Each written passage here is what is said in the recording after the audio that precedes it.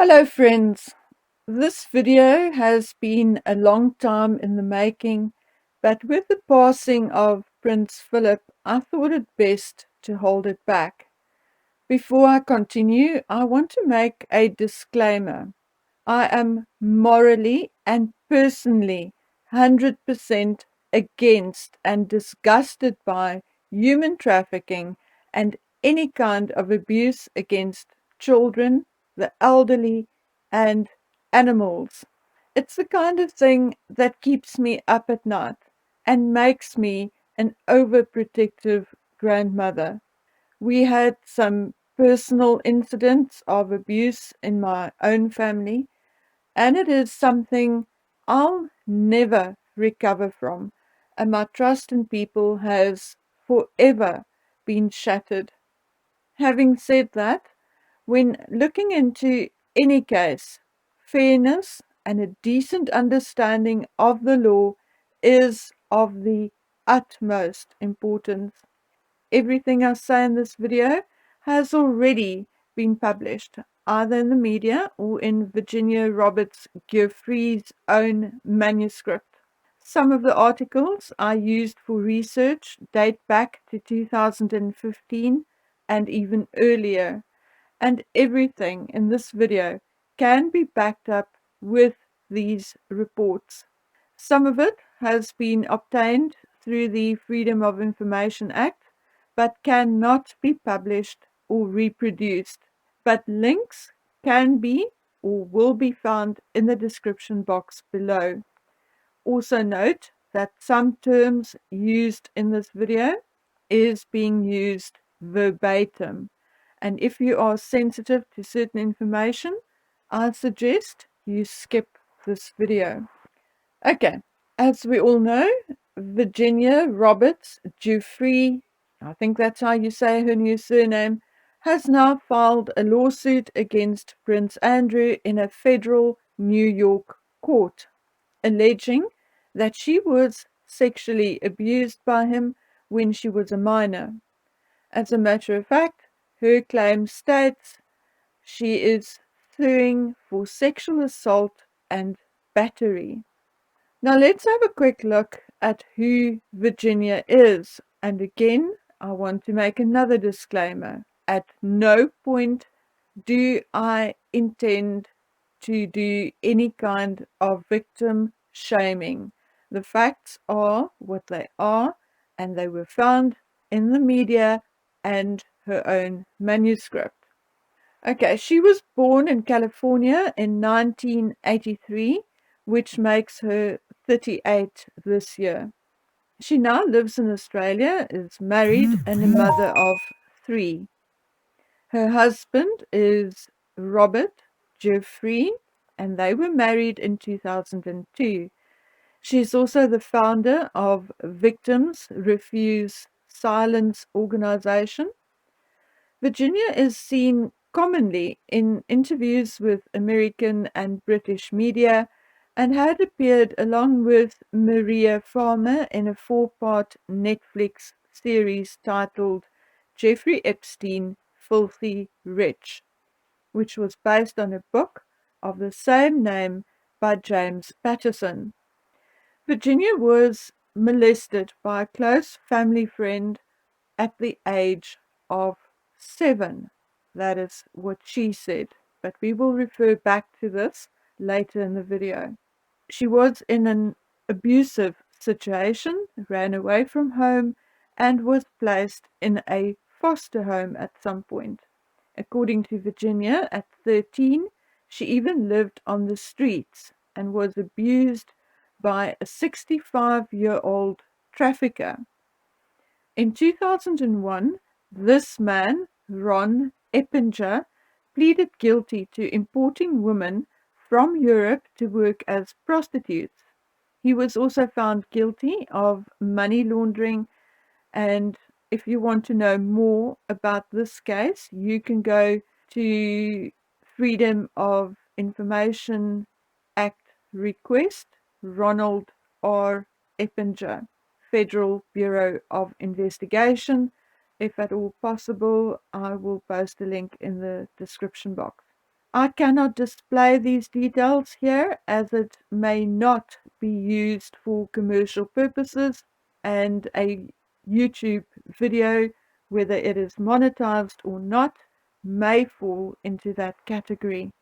At 14, Virginia reunited with her father, and her father helped her obtain a job at Donald Trump's Mar-a-Lago club, where he worked as a maintenance manager. Virginia met Ghislaine Maxwell in 2000 when she was 17 and worked as a spa attendant. Ghislaine offered her a job working for Epstein as a traveling masseuse. It is from here that Virginia alleges Maxwell and Epstein trained her to become a professional massage therapist and to provide sexual favors to their standards. She was taken to Palm Beach, the Zorro Ranch, and the private island St. James, where she came into contact with many important people, allegedly, including Prince Andrew. According to Virginia, she provided massages and sexual favors to Epstein and many of his associates over a 2.5 year period. According to Virginia, she was trafficked to Andrew in March 2001. In September 2002, when she was 19, Ghislaine arranged for her to go to Thailand to attend the International Training Massage School in Chiang Mai. Here she met Robert Guiffre, an Australian martial arts trainer. They married soon after and started a new life. After they got married, they lived in New South Wales coast, Australia. They then moved back to Florida in the United States in 2013, to Colorado in 2015, but moved back to Australia in 2019. Virginia's current net worth stands at around 600,000 US dollars. And this is, we assume, what she earned through all her public appearances, her manuscripts, etc. Okay, now let's have Andrew enter into the picture. According to Virginia, she was trafficked to Andrew for the first time in March 2001. In March 2001, she was thus 17 years and 7 months old. She further alleges that she had 2 further encounters with him. These encounters took place in New York, London, and the US Virgin Islands. In a statement, she said, "Today, my attorney filed suit against Prince Andrew for sexual abuse under the Child Victims Act. As the suit lays out in detail, I was trafficked to him and sexually abused by him." And that quote, as I stated earlier, is verbatim. Virginia had a variety of recounts or stories with regards to Prince Andrew, one of which is that he allegedly once used a puppet of himself, a doll of his likeness from the British TV show Spitting Image, to grope her and another young lady in Epstein's study in his Manhattan townhouse. She alleges in her book, The Billionaire's Playboy Club, that she just giggled and led him to the massage room. Okay, now let's leave the sordid details alone and let us look at the legalities of it all. It will not be easy to subpoena someone like Prince Andrew. He's not just someone just walking out of his home who can be handed a piece of paper. However, now that Virginia had filed a lawsuit, the chances are that they will find a way to serve the papers on him. And then what then? If Andrew refused to cooperate or attend in the US, it could potentially create a diplomatic situation between the UK and the United States. At this point, before I continue, I would like to make it absolutely very clear that I have a personal, deep-seated disgust for human trafficking and any kind of abuse of children, sexual or otherwise. I hold a similar disgust for cheaters and people with any kind of sexual deviant behavior when it is not consensual. But we need to approach this with a different look, more like an attorney than a mother, a father, or relative. In other words, we need to take emotion out of it. First things first, Virginia's first encounter with Prince Andrew was in London at age 17 years and 7 months, and after she had been in the company of Epstein and Maxwell for a couple of months. So one would assume that this kind of encounter would not have been her first rodeo. The age of consent in Britain is 16. So, as a parent and adult myself, do I find it gross to think of a 41-year-old man with children, daughters who were 13 and 11 years old at the time having sex with a 17-year-old? Yes, absolutely. Unequivocally, I find it gross. But was it illegal? No. It happened in Britain, where the age of consent is 16. So, no. The age of consent in New York State is 17. So, did Andrew commit a crime if he had sexual relations with Virginia in New York? No.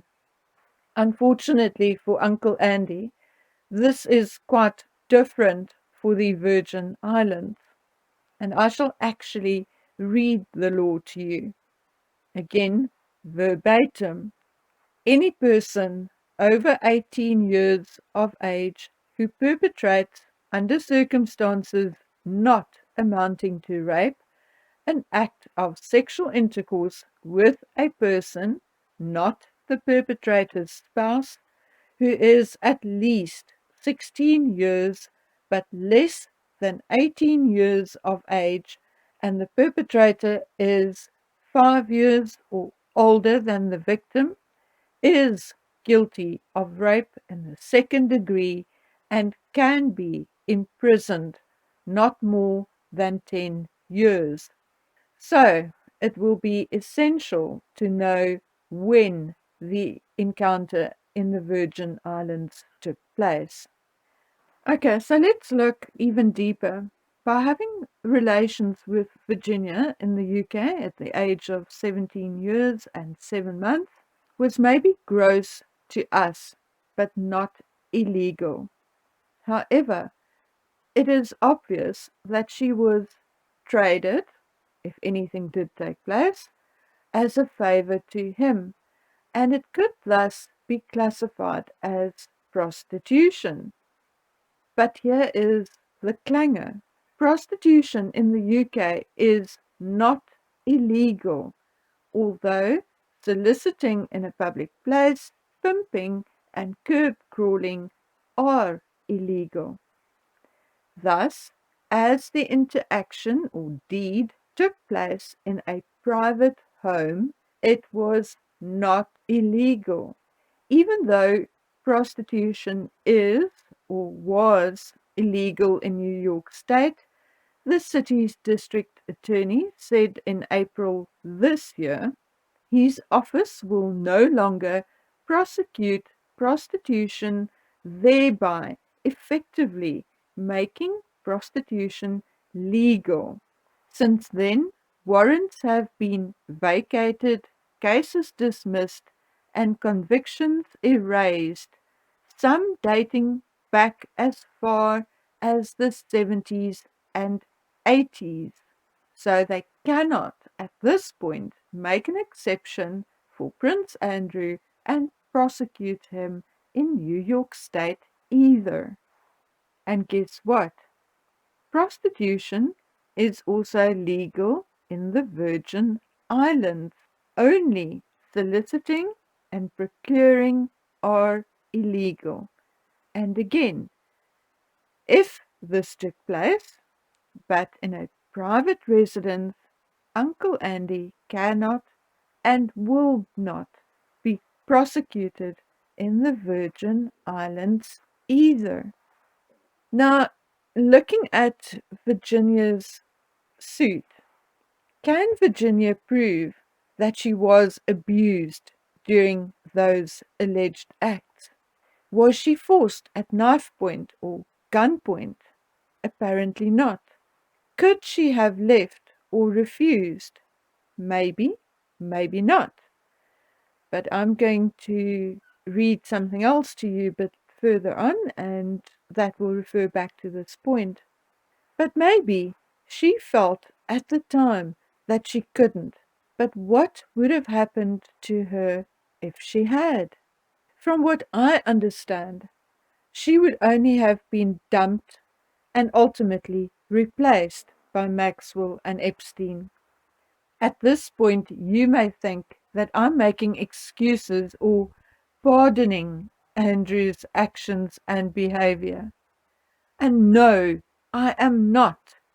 And I don't.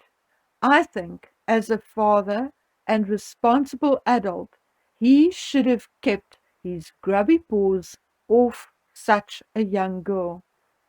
I think he is a spoiled man who thought he was ever so cool and that he did not have to worry about his responsibilities as a father or a royal. In other words, he thought he was untouchable. So at no point am I in any way impressed with him.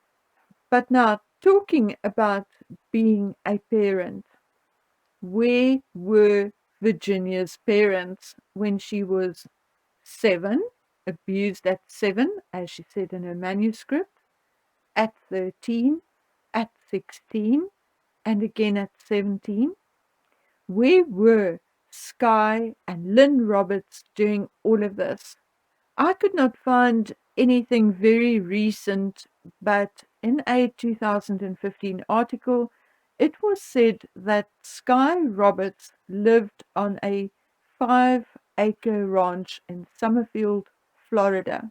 He said at the time that he had never talked to his daughter about her time or experiences while with Epstein and Maxwell. Sky Roberts and Virginia's mother Lynn divorced in 2007. He said he never suspected that she was abused by Epstein. At the time, he thought it was all okay, and Virginia never once said anything to him about any sexual activity. He said she would always go to Epstein's house in Palm Beach, but would always come home. He said the only time she was in trouble was at age 15 when she had to go to hospital for alcohol poisoning, and that growing up she had everything she needed and a fairly good life with her brothers Guy and Daniel. He said that when she started flying all over the world with Epstein and Maxwell, she told him that she was then a trained masseuse and that was what she was hired to do. Sky Roberts attended Florida Atlantic University and graduated in 1988, and he is now retired. Not much is known about Virginia's mother, other than that she was a bank worker who already had a son, Daniel, from a previous marriage when she married Sky. They lived in Sacramento and moved to Palm Beach when Virginia was 4.